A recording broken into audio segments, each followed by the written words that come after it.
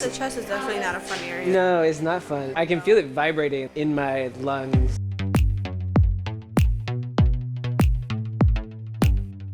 So I hate my thighs. I have had appetite issues that stem from being diagnosed with clinical depression. I've always felt kind of self-conscious about my arms. I have very strong Italian genes that have blessed me with incredibly pale skin and very dark, thick hair everywhere. As a queer, trans, non-binary person, I draw a lot of attention in the streets. I'll have my chest out, I'll have chest hair out, and for a lot of people that makes them uncomfortable. When I got to college, I started binge eating out of boredom. I gained a lot of weight. For some reason, after I came back from study abroad, my appetite disappeared. My arms just always looked kind of manly. I make nifty videos, which means my hands and my arms are at the forefront of every video that I make. A lot of the comments that I get are making fun of my arms, telling me I should shave the hair on my arms. In my experience as a Chinese American, I kind of feel pressured to have thin physique. In China, random acquaintances will come up to me and be like, your face is so round. I wear a lot of loose clothing, low-cut dresses and tops. My thighs, which I've always been super insecure about, are actually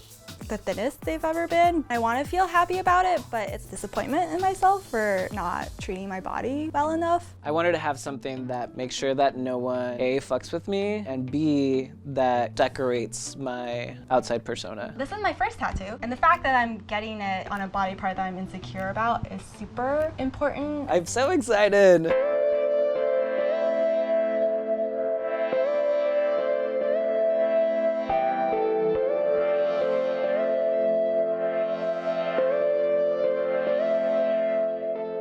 Hi, my name is Ying and I'm a tattoo artist. I've been tattooing for 5 years. I feel like tattoos can be really transformative, make them feel better about themselves. If they have any insecurities about their bodies, you can always put a piece of art on there and, make them feel better. So, tell me about this tattoo. I love Disney and Peter Pan is one of my favorite movies. Tinkerbell was kind of who I related to the most because she was magical and a little bit sassy. So I really want to get a Buffy the Vampire Slayer related tattoo. I really want to get her stake. There's a specific stake that I want. It's called Mr. Pointy. It's the stake that she uses in the earlier seasons. It was given to her by another Slayer. So the tattoo I chose is inspired by Toyo Miyatake's photograph. It's a pair of pliers in front of a barbed wire fence at the Japanese internment camps. And where is this going? On the outer part of my left thigh. So I want to get it on my left arm, either here or right here on the inside. We're putting it on my chest. So, I wanted to also incorporate something that represents my Chinese American heritage. I want my Chinese name as the stars. so the design I drew up, I feel like it will look better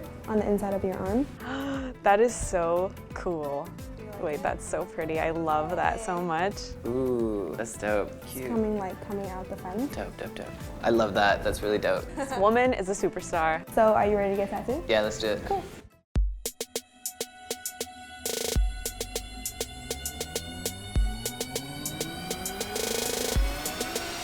You ready?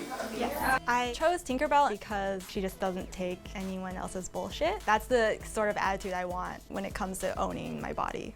I'm a huge Buffy fan. I've always wanted to get this. I think it's a great symbol of strength and girl power and independence. I do immigrant rights organizing. The tattoo that I'm gonna get is a chain link fence with a fist running through it, holding a rose.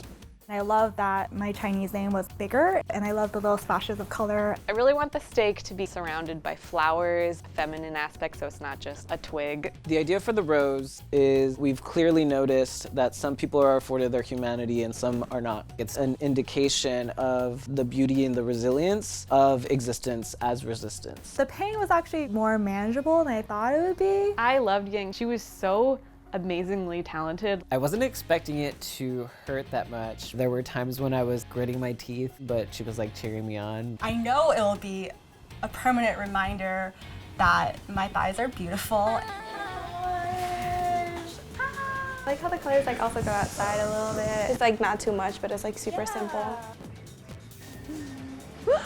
Holy shit, man.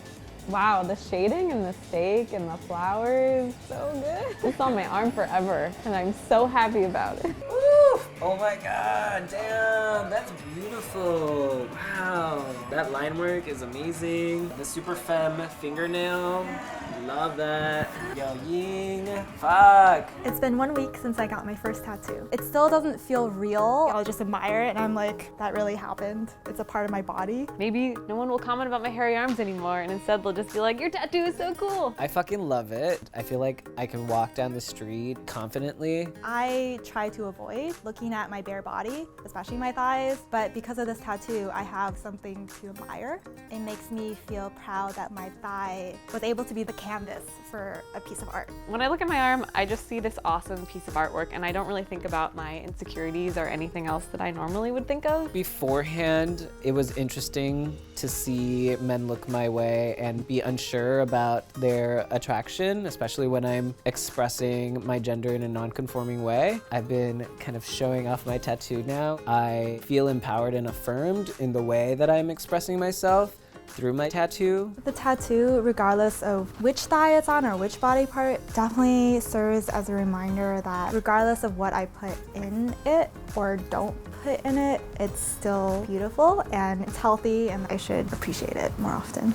So as you may have noticed, Boldly is now as is. But don't worry, you'll still get all the awesome content you're used to, but just even more new great stuff. Click here to subscribe. Woo! Clicky click.